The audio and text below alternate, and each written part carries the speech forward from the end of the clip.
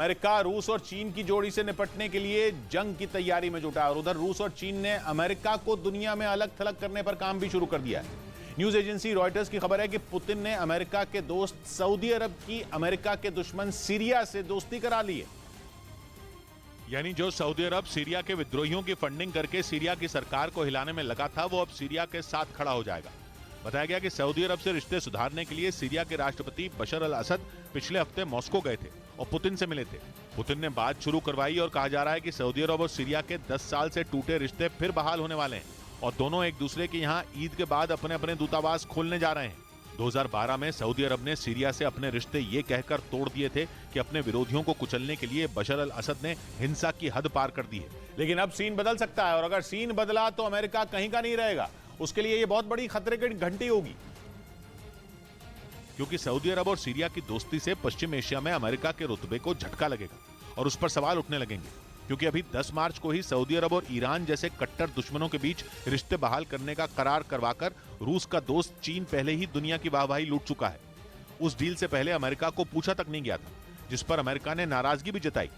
लेकिन अमेरिका की नाराजगी का असर पुतिन पर क्यों पड़ेगा?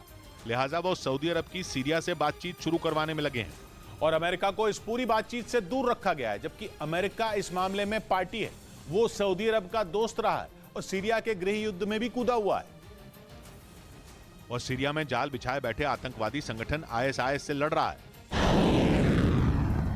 अमेरिका सीरिया के विद्रोहियों का भी साथ दे चुका है और बाकी देशों के बशर अल असद से रिश्ते बहाल करने के बिल्कुल हक में नहीं है। अमेरिका सीरिया की बशर अल असद की सरकार के एकदम खिलाफ है, बल्कि वो तो उसको उखाड़ फेंकने की मांग भी कर चुका है। लेकिन बशर अल असद पुतिन के दोस्त है और रूस ने उनकी सरकार को बचाने के लिए अपनी पूरी ताकत झोंकी हुई और ईरान भी इस लड़ाई में सीरिया और रूस के साथ खड़ा है। यानी मतलब बिल्कुल साफ है कि रूस और चीन पश्चिम एशिया से अमेरिका को बाहर करने की प्लानिंग पर काम शुरू कर चुके हैं, जबकि अमेरिका लंबे वक्त से पश्चिम एशिया की पॉलिटिक्स में शामिल रहा है, क्योंकि पश्चिम एशिया वो इलाका है जहां कच्चे तेल का भंडार है और सऊदी अरब तो दुनिया का सबसे बड़ा तेल उत्पादक। इस वजह से अमेरिका के लिए पश्चिम एशिया पर कंट्रोल जरूरी है। लेकिन बाइडेन के राज में अमेरिका के सऊदी अरब से रिश्ते ठंडे पड़े हैं और सऊदी अरब रूस के करीब होता जा रहा है। बाइडेन के कहने के बावजूद सऊदी अरब तेल का उत्पादन नहीं बढ़ा रहा और तेल के दाम को बढ़ने से रोकने के लिए अमेरिका को ज्यादा तेल बनाना पड़ रहा है। ये भी माना जा रहा है कि अमेरिका पश्चिम एशिया से निकलकर रूस और चीन पर ध्यान देना चाहता है, लेकिन रूस और चीन पश्चिम एशिया में अमेरिका की ही जगह लेने में जुट गए हैं। इस बीच खबर है कि रूस की सेना पूर्वी यूक्रेन में बहुत ज्यादा आक्रामक हो गई है। जंग पर नजर रख रही ब्रिटेन की मिलिट्री इंटेलिजेंस ने दावा किया कि रूस लुहांस्क के क्रेमिना शहर की तरफ तेजी से बढ़ रहा है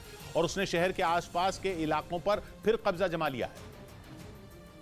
जबकि साल की शुरुआत में ही यूक्रेन की सेना ने इस इलाके से रूस की फौज को खदेड़ दिया था, मगर रूस की सेना ने मार्च में फिर लुहांस्क के क्रेमिना शहर पर हमले तेज कर दिए। नतीजा ये हुआ कि शहर के पास के कई हिस्से फिर रूस के पास चले गए और अब उसकी सेना तेजी से क्रेमिना शहर की तरफ बढ़ रही है। इधर दिल्ली के भारत नगर इलाके में एक महिला और उसके बच्चे पर एक अज्ञात आदमी ने एसिड से हमला कर दिया, जिसकी वजह से दोनों बुरी तरह घायल हो गए, जिसके बाद दोनों को अस्पताल में भर्ती कराया गया। ये पीछे से कोई बंदा आया था, तेजाब फेंक के भाग गया। घटना की जानकारी मिलने के बाद पुलिस ने केस दर्ज कर लिया और आरोपी की तलाश में जुट गई। उधर अमेरिका की राजधानी वॉशिंगटन डीसी में कश्मीर मुद्दे पर एक कार्यक्रम के दौरान पाकिस्तान के अधिकारियों को धक्के मारकर बाहर निकाल दिया गया। जम्मू कश्मीर में हो रहे बदलाव के मुद्दे पर वहां के प्रेस क्लब में इस कार्यक्रम का आयोजन किया गया था। लेकिन जैसे ही कश्मीर पर चर्चा शुरू की गई, वहां मौजूद पाकिस्तान के कुछ अधिकारी भड़क गए, जिन्हें धक्का देकर कार्यक्रम से बाहर निकाल दिया गया। हालांकि वो हंगामा करने की फिराक में थे और वहां से जाना नहीं चाहते थे, जिसके बाद भारत के प्रतिनिधियों ने उन्हें खूब खरी खोटी सुनाई।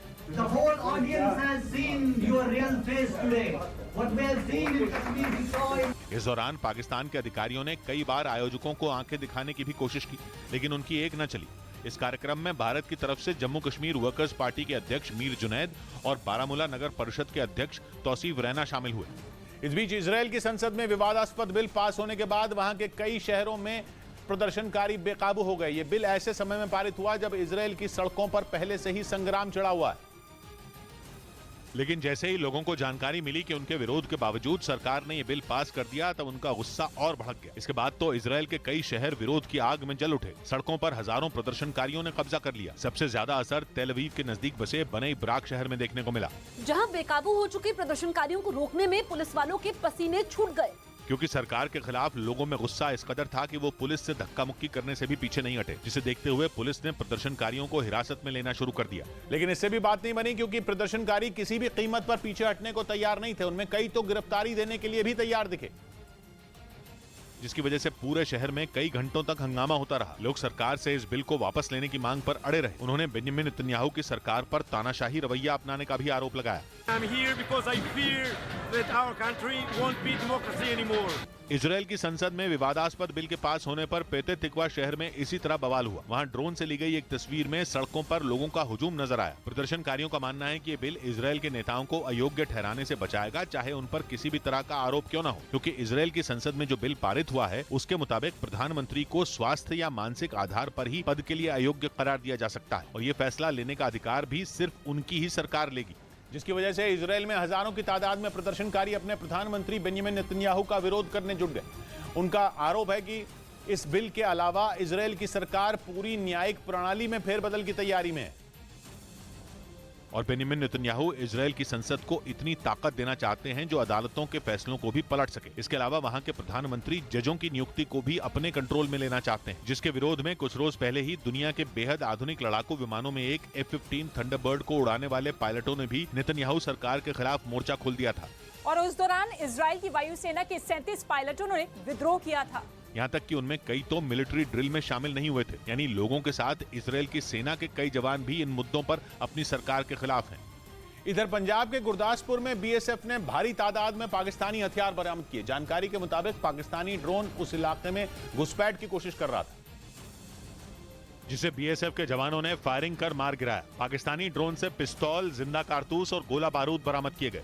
इसके बाद पूरे इलाके में सर्च ऑपरेशन चलाया गया कि उस ड्रोन के जरिए किन जगहों पर हथियार गिराए गए। उधर पश्चिमी मीडिया ने दावा किया कि रूस के यरस्लावल प्रांत में पुतिन की सेना के लिए परमाणु मिसाइलें बनाने वाली एक फैक्ट्री में भीषण आग लग गई, जिसके बाद वहां तेज धमाके हुए। पश्चिमी मीडिया के मुताबिक यरस्लावल प्रांत में मिसाइल बनाने वाली उस फैक्ट्री में जैसे ही आग भड़की, अंदर काम करने वाले 200 से ज्यादा कर्मचारियों को तुरंत बाहर निकाल लिया गया, क्योंकि वहां रुक रुक कर धमाके हो रहे थे। बताया जा रहा है कि इस फैक्ट्री से ही पुतिन की सेना को लगातार मिसाइलें पहुंच रही थी। हालांकि फैक्ट्री में आग किस वजह से लगी और कितना नुकसान हुआ इसका पता नहीं चल सका, लेकिन ये पहला मौका नहीं था जब रूस की किसी महत्वपूर्ण इमारत में आग भड़की हो।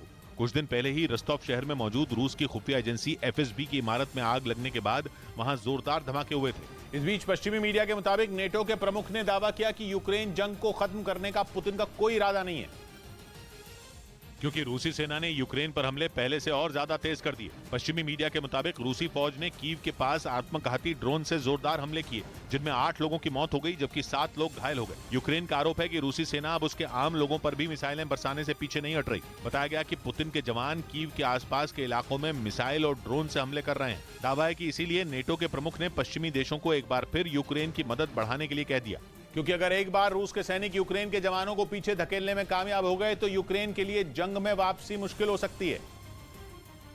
और पुतिन ने यूक्रेन फतह करने का जो सपना देखा था वो पूरा हो जाएगा। खबर है इसीलिए नेटो के प्रमुख ने यूक्रेन की मदद करने वाले देशों को अलर्ट कर दिया, क्योंकि इस जंग में अब तक पश्चिमी देश यूक्रेन को हथियारों की मदद करते आए हैं, जिसकी वजह से जेलेंस्की की सेना रूस की फौज का मुकाबला करने में कामयाब हुई है। दावा किया जा रहा है कि रूसी सेना ने हमले इसलिए तेज किए हैं क्योंकि वो यूक्रेन पर बड़े हमले की तैयारी में है। ऐसे में बिना पश्चिमी देशों की मदद के यूक्रेन के लिए उसे मुंहतोड़ जवाब देना बिल्कुल भी आसान नहीं होगा। उधर पाकिस्तान सेना की आलोचना करने वालों के खिलाफ नया कानून लाने की तैयारी में है, जिसके जरिए वहां सोशल मीडिया पर भी लगाम लगाई जा सके और सेना की आलोचना करने वालों को सजा दी जा सके। पाकिस्तान के मीडिया के मुताबिक सरकार ने नए कानून में एक टास्क फोर्स बनाने का प्रस्ताव दिया जो सेना के खिलाफ की जाने वाली सोशल मीडिया पोस्ट पर निगरानी रखेंगी। इधर मुंबई के एक रेस्टोरेंट में आम आदमी पार्टी के नेता राघव चड्ढा और एक्ट्रेस परिणीति चोपड़ा साथ दिखाई दिए, जिसके बाद सोशल मीडिया पर लोग उनसे परिणीति के बारे में सवाल करने लगे, क्योंकि दोनों लोग मुंबई के बांद्रा इलाके के एक रेस्टोरेंट से साथ बाहर निकलते नजर आए। इस दौरान राघव चड्ढा तो सीधे जाकर कार में बैठ गए, पर परिणीति ने पहले कुछ तस्वीरें खिंचवाईं और फिर उसी कार में जाकर बैठ गईं। इस वीडियो के वायरल होने के बाद जब राघव चड्ढा से परिणीति पर सवाल किया गया तो वो उसका गोलमोल जवाब देते नजर आए। आप मुझसे राजनीति के सवाल करिए, परिणीति के नहीं। जानकारी के मुताबिक आम आदमी पार्टी के नेता राघव चड्ढा और एक्ट्रेस परिणीति चोपड़ा पुराने दोस्त हैं। इसके अलावा उन्होंने लंदन स्कूल ऑफ इकोनॉमिक्स में साथ पढ़ाई भी की है।